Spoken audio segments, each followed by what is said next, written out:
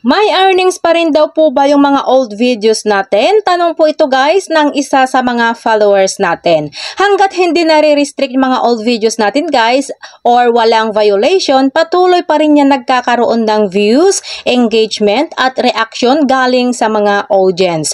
Kaya magkakaroon pa rin yan ng earnings na kahit gaano pa katagal yung mga videos mo as long as hindi mo pa ito dinidelete. Pero kung yung mga videos mo na matagal mo nang na-upload is mahina na yung views or engagement, pwede mo siyang buhayin ulit sa pamamagitan ng pag-reshare or pag-re-upload para magkaroon ulit siya ng views at engagement. Pero take note lang guys ha, na kapag i-re-upload mo siya, make it sure na i-delete mo yung old videos mo para iwas unoriginal content. Pero kapag monetize na kayo guys, ang masasuggest ko lang dito is much better kung gumawa kayo ng new content or new video dahil mas mabilis makita ng mga audience natin kapag may bago tayong upload.